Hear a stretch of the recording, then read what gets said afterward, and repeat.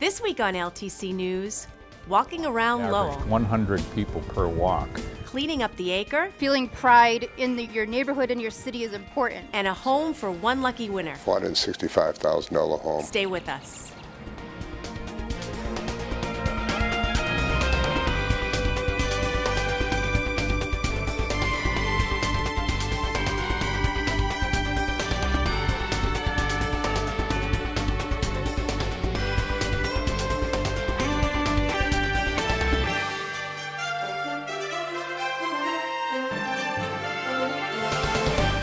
Welcome to LTC News. I'm your news anchor, Alanna Flood.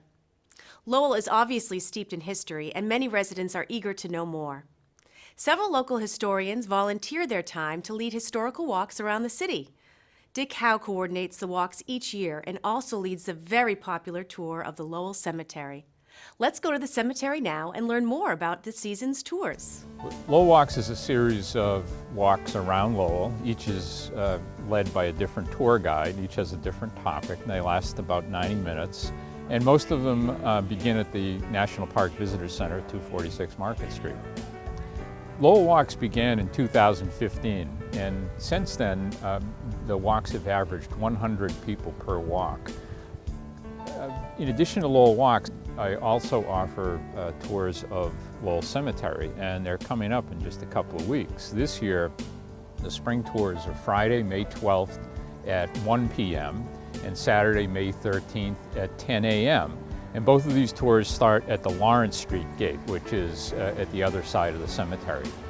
I consider myself to be a historian. I have a master's degree in history, and I've really immersed myself in Lowell's history because I think you could look at any block of the city and find some fascinating stories, just a function of how deep you dig. And I think one of the reasons the cemetery tours are so popular is that each of the gravestones has its own story. Right now we're at the grave of a gentleman named Augustine Thompson. So Augustine Thompson was born in Maine in 1835. He came to Lowell after the Civil War when he had gone to medical school, and he established a medical practice. He was very successful in that, but back then doctors used to make up their own medicines, and Thompson came up with one that was very popular. It was a very bitter tasting syrup that calmed upset stomachs. It was so popular, in fact, that he decided to market that full time and give up his medical practice. So to come up with a backstory of how he discovered the medicine, he said an old Army friend of his had been traveling South America and had discovered this root that had great medicinal properties. This was a fictitious person, and so he came up with the name Lieutenant Moxie for this man, and he called his medicine Moxie Nerve Food. And it became very popular, but it was so bitter that people used to dilute it with water and drink it. Well, by 1900, Thompson was diluting it himself with soda water, and he was selling it as a soft drink called Moxie, which you can go and buy at Market Basket today. So the season of Lowell Walks begins on Saturday, June 10th, 10 o'clock from the Lowell National Park Visitor Center, 246 Market Street. I'll be leading that tour. It's of the Western Canal. And then there'll be a tour each Saturday following that throughout the summer, except for the 4th of July weekend and Folk Festival weekend. We have many different people leading the tours. Paul Marion is doing one about poets and poems about Lowell. Rosemary Noon and Dave McKeon will be doing one on church, art, and architecture. Barb Ferrant from UMass Lowell will be doing one on the abolitionist movement in Lowell. And so June 10th is the first walk. However, we have a spring training walk, we like to call it, this coming Saturday, May 6th at 10 o'clock. Bob Ferrant will also be leading that, and that'll be the history of the labor movement in Lowell. The walks are all free. They happen rain or shine. They all last about 90 minutes, so I invite you to please consider showing up and joining one of our walks.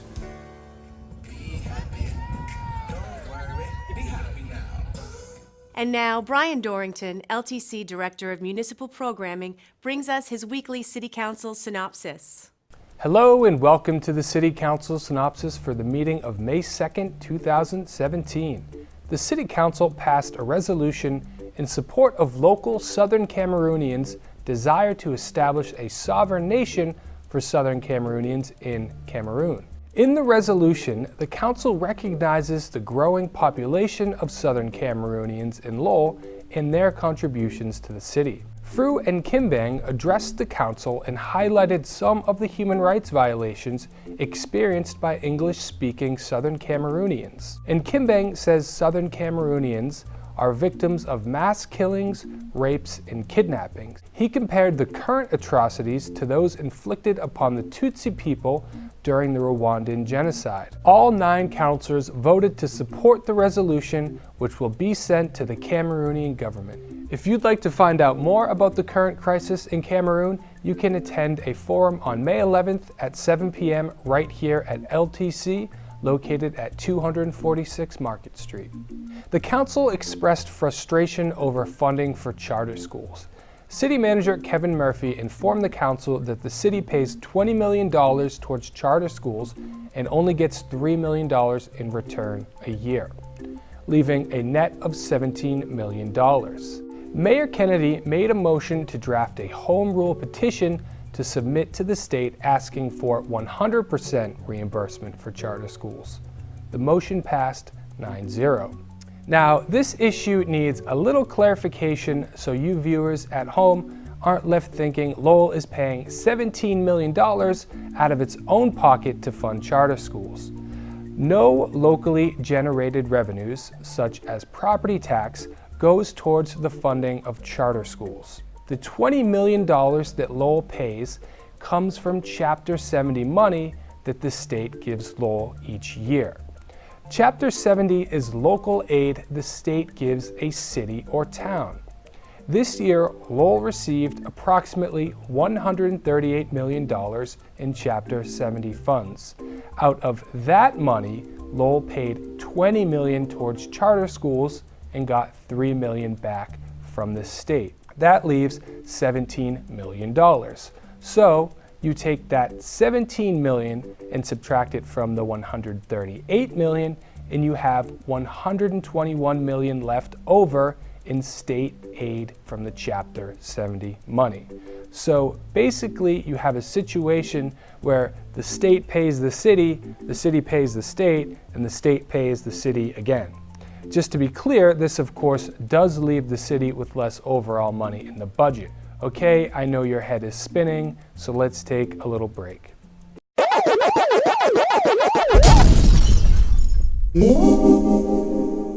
Well, that's all I have for you today. Remember, you can watch the meetings in their entirety on LTC Channel 99 or on demand anytime at ltc.org. Thanks for watching and be swell. Who says cleaning has to be boring? The 30th annual Acre cleanup took place on April 29th. Community members of all ages turned out to help clean up 30 streets around the Acre and then came together for a party at the North Common. There was music, dance, they had Zumba, yummy food, and activities for everybody to enjoy. It's the CBA's 30th anniversary, and in honor of our 30 years, we've cleaned 30 sites today with the help of everybody. CBA is a community development corporation that builds affordable housing, as well as we have various different type of programming to help community to become economically self-sufficient, and this is one of the event that we do yearly. One of our first projects that we did together was right here at this amphitheater years ago. It was never used. It was sitting here vacant and full of crime and drugs, and nowadays, as you can see, it's a place of enjoyment, a place of fun. We really feel that feeling pride in your neighborhood and your city is important. There used to be bumper stickers all over the town that said Acre Pride. We're bringing that back. 300 people here today have that Acre Pride, and we're excited to build it with them more. We have block parties, we have events, we have things just to build people's connections and pride in the neighborhood. One of the best things we found today is years ago when we were coming over here, it was a place for crime and drugs and fights, and we used to always find people shooting up over here. But with the change and the friendships we made with the different people in the neighborhood, and doing Decatur Way over, doing the Lavassa Park, and so much of the friendship going on in this community today, it's amazing how little needles we found. We are basically just based around helping the environment, doing things outside of school with cleaning the environment. So we found it was really important to have the club come out here and help with the cleaning. With such a diverse population, The only way to communicate is by people getting together, okay, learning about each other and learning about the different cultures and speaking to them and not at them. And it's been working great in the Acre neighborhood. We're here actually for a really fun project. It's for the Lowell Loves to Learn and the Book Nook project, which is an exciting partnership initiative to bring 10,000 books to Lowell kids. Today we're launching our Book Nook, but we also have this awesome cool van from the Cultural Organization of Lowell, and also Emerson Umbrella for the Arts has come from their Musketequid Arts and Environment team to do interactive art activities and make cool, fun bookmarks with our kids. I truly believe this is very important for our community, for our children to grow up in a very clean space. Middlesex Community College actually cares a lot about its community, and that's why there's a large group of students here. Because if we didn't keep our environment clean, all of this would just be a dump yard. I mean, parks seem to be for two kinds of people, for kids and for older folks. I mean, granted, like me, you, anybody can enjoy the park, but I mean, it's for kids to know how to play with each other. It's for older people to enjoy nature. I mean, it's for us too, but I mean, when I was a kid, we had beautiful parks. It makes me sad to see this, but I'm glad that so many people do care, and want the best for kids of any race, and it doesn't matter. It needs to be clean, it needs to be healthy, it needs to be fun. This is fundraising season for many local nonprofit organizations. There are weekly galas, auctions, and other events that generate funds that nonprofits need to continue their work. One such nonprofit is Megan's House. Megan's House is a long-term residential treatment home for young women who struggle with substance abuse. This year, they wanted to do something different, not only to raise some funds, but more importantly, to raise awareness about the opioid epidemic and the stigma surrounding it. Tim Grover, founder of the Megan House Foundation, explains. What we're doing is raffling off a home. I've given it to the foundation for the cost to build it. It's a single-family home with 3 bedrooms, 2.5 baths on a quiet residential street in Drake. It's a $465,000 home. Wall-to-wall carpet upstairs, hardwoods downstairs, appliances stainless steel, granite countertops. It's actually a beautiful home. No more than 5,000 raffle tickets will be sold. We're not necessarily going to make any money at all in the raffle, but it wasn't about making money, it's about raising awareness. If we were going to do something, then do it big and do it right. And winning a house for $100, when there's only 5,000 tickets sold, it just made sense that people are going to step up and take a look at it. At the same time, they'll take a look at Megan's House and they'll take a look at addiction and what we're doing. Megan's House is a long-term residential treatment home for young women ages 18 to 26 who struggle with substance abuse and other co-occurring disorders. Tim established the residential treatment facility to help his daughter Megan find support as she struggled with an addiction to opiates. Megan's House, of course, is named after my daughter Megan. She was 26 years old and she died of an overdose. She had been into a car accident when she was younger, and that was the beginning of the problem. I had been in and out of treatment homes with her over the course of the 9 years, and it just reached a point where it was getting harder and harder to find treatment. So that was when I decided to open up Megan's House. I needed a place for my baby girl to be safe, so I could sleep at night, and so that I would know she was going to be okay. Unfortunately, she died when I was in the process of purchasing the land, and it's now dedicated in her memory. She was a 26-year-old beautiful young girl. Addiction treatment needs to be long-term. You can't solve addiction in 3 days, 10 days, a month, or 90 days. It's a bio-neurological issue. You're dealing with the person as a whole, and that's part of what we do. And we do it in the long term because it's the only effective solution to the problem. It's important for people to understand that addiction is a disease. It's no different than diabetes. and it has to be looked at and dealt with in the same way, in the same manner. For years and years, there's been a stigma attached to addiction. When somebody wins, the house is treated as ordinary income, which means that whatever income tax bracket you're in is going to be raised by $450,000, which means the taxes would probably be around $125,000 for the regular person, for you or I. So what we're looking to do is we're looking to secure a mortgage for that amount for whoever the winner is. They could turn around and sell the home and make that much money, or they could keep the home and have a mortgage for $125,000. And over the course of 20 to 30 years, it's kind of a small payment. The house to be raffled off will be open for viewing on May 19th, June 2nd, and June 9th from 1 to 4 p.m. For more information about Megan's House and the raffle, visit them online at themeganhouse.org. In this week's Sunspot, Sun Enterprise editor Chris Scott sits down with City Councilor Jim Milinazzo to talk about Lowell High School options and Milinazzo's future on the council.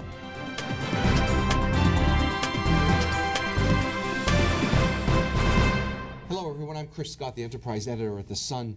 Thanks for tuning in to this week's edition of Sunspot. With me is Jim Milinazzo. Jim Milinazzo, thank you for coming in, City Councilor. Good to be here. And a former mayor. We're continuing our series of having city councilors on, talking primarily about the high school issue and some of their re-election plans. Why don't we start with your re-election plans, Jim? Okay, It's been speculated out there for a while that you have a new job as the Executive Director of the Housing Authority in Revere. Correct.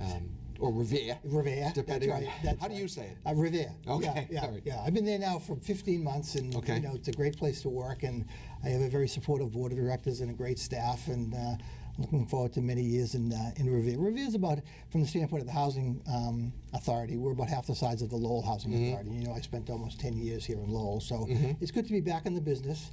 But based upon this new position, I've decided not to seek re-election this year. I've enjoyed being a city councilor. As you know, I've been a councilor now for 12 years. I'm finishing my 6th term, and I was fortunate. You're in your 6th term right now, right? Correct. And you had 1 one term off. There was 1 term off Correct. there. After I was mayor. a mayoral term. Correct. That's right. I was fortunate enough to be mayor in 2010, 2011, and then came up short in the election in 2011. But because I really enjoy giving back to my community, I decided to run again in 2013, and was fortunate enough to get back on. And I think so. Since then, you've said this will be your second term since I got back on. Yeah. And the councilors that we have now, the 9 of us, I think we all work very well together as a team. I think you've heard that from other councilors. And I wish them all well. I hope they all get reelected. They're really a hard-working group of councilors, and I think that obviously the high school project is certainly has taken up a lot of time, but we continue to work with, I think, a good administration. I think Kevin Murphy, who's in his 30 year, he's brought together a very good team, especially in the Planning and Development Office that I actually used to be in years ago, as you recall. And then the finance team he's put together with Connor Baldwin, and he still has Bobby Healy around. And you know, the city has done a very good job, in my opinion, you know, balancing the budget each and every fiscal year, but at the same time, increasing net school spending, dealing with a lot of infrastructure capital improvements that we really need to do. You know, constituent services is a big part of what we do. Right. So having an administration that is keen on that and supports that is good. Before we just get into the city, I want to ask you one question about what you have going on in Revere. Okay. When you were the executive director of the Lowell Housing Authority, you formed a private nonprofit entity to help the reinvention of the Julian D. Steel, which has now been a great success. It has been, yes. I'm not sure how many homes are out there now. Right. Well, it was, as you know, we were building 180 units, 135 homes, and I think from the standpoint of structures themselves, I think we're probably at 125, so we're very close to being done. But the most important thing in that regard is that we borrowed $25 million from the local banks, and all the banks have been paid back. Jimmy Cook, who's the director of the LDFC, put some of the LDFC funds in there. I think they're still owed about $1 million.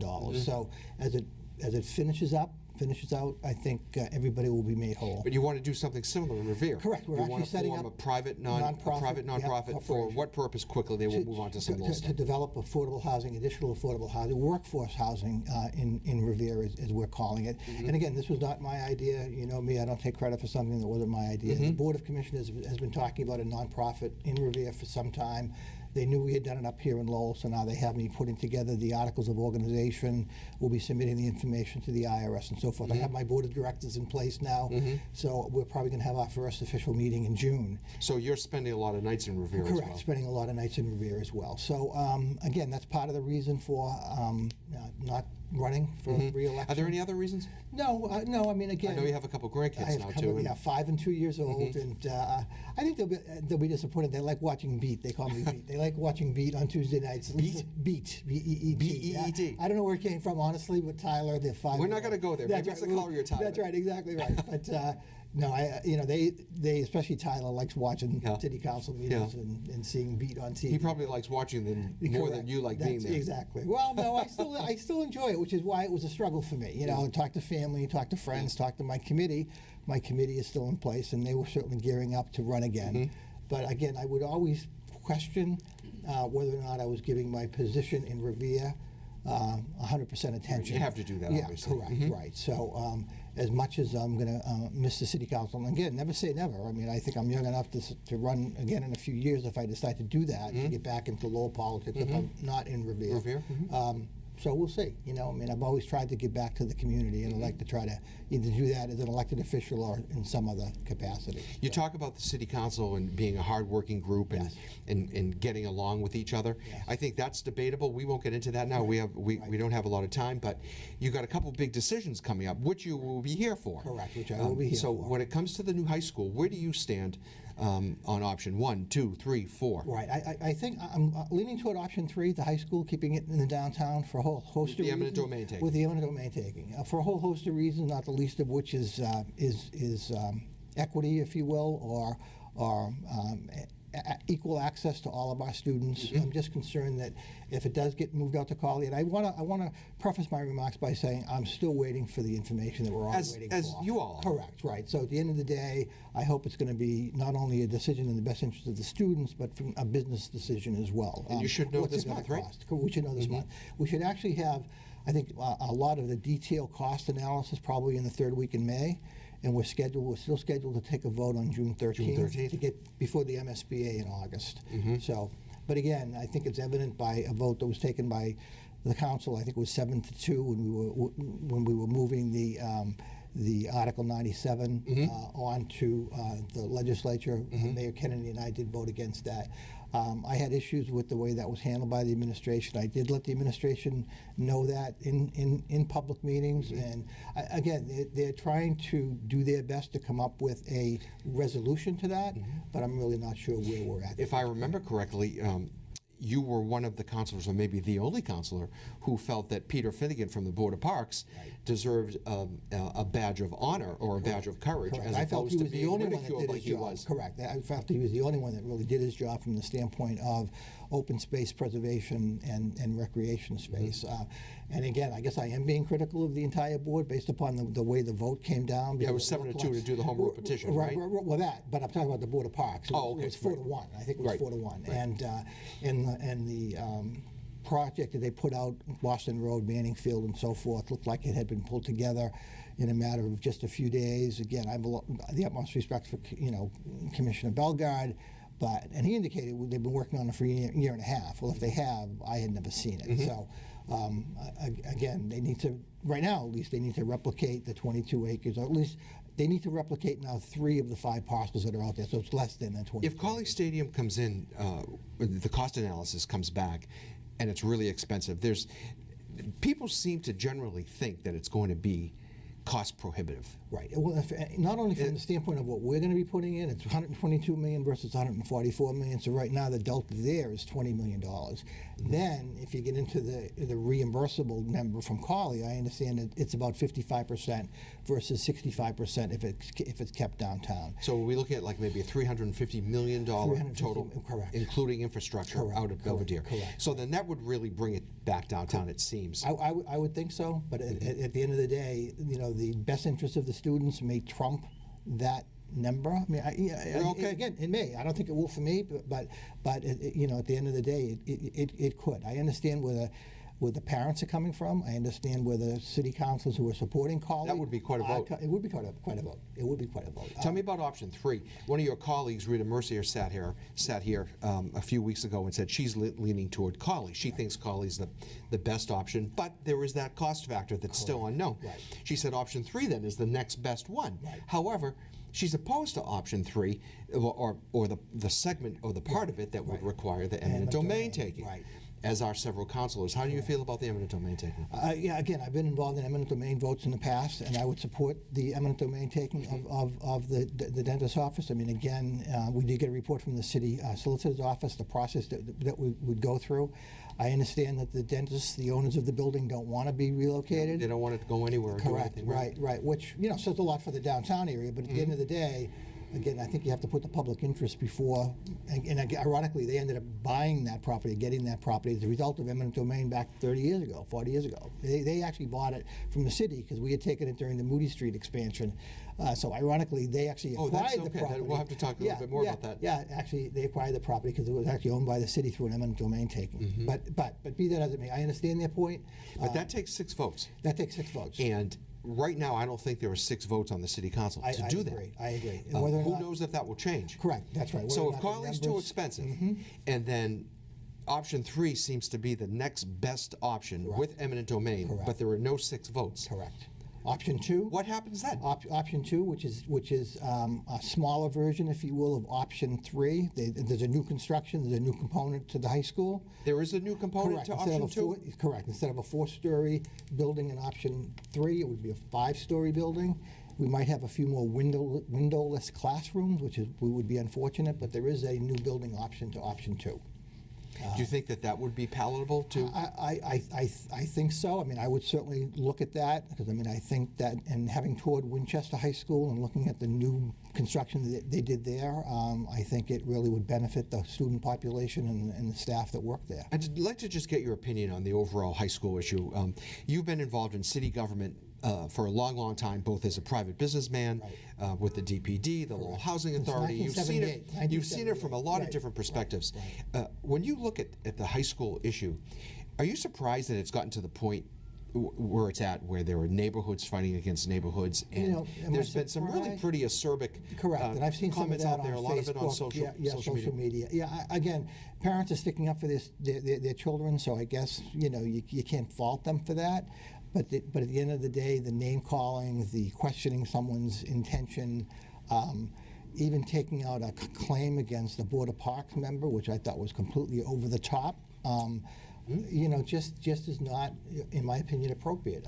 Again, it's a $350 million project. I'm going for my certification as a public procurement officer, and at the Office of the Inspector General last week, they actually said, and wait till you hear about what's going on in Lowell. Of course, I have Revere on my name. They're building the biggest high school in the Commonwealth's history. Bigger than Somerville and bigger than Newton, and we're just and you're just kind of sitting there. Right. And they actually put it under, and it's just not because it's Lowell, but the actual construction scenario that they actually follow is construction management at risk. And they do that for any project over a certain dollar amount. So you as a reporter might say, oh my goodness, is this government construction? What does that mean? It really just means that you need to have an owner's manager, if you will, an OPM owner's project manager on site at all times and so forth. So, I mean, it's clearly something that's on the Inspector General's radar. It's on, obviously, MSBA's radar. It's going to be the biggest high school project in the history of the Commonwealth. I remember a few years ago, Newton North or Newton South was considered one of the biggest ones at $110 million. Correct, exactly right. And again, we're going to have a $20 million contingency, I think, no matter where it goes. Will we spend that $20 million? I'm sure we probably will. But at the end of the day, I think the city deserves a new high school. We only have a minute left. Do you think that, based on all your years of experience here in the city, that there will be some type of new or renovated high school issue, or will the project fall apart? I think there will be. I think that the city council and this administration is committed to making sure that there is a new high school in some fashion, whether or not we rehab is an option 1, which is probably everybody's last choice. But I think that there will certainly be high school. Well, unfortunately, Jim, we're out of time. I think we squeezed a lot in 13 minutes. Good luck in Revere and with the formation of your private nonprofit down there. And we'll miss you on the city council. We'll be talking. That's it for this edition of LTC News. You can find us on LTC channels 8 and 99, on the web at ltc.org, or get the link each week on Facebook. I'm Alanna Flood. Thanks for joining us.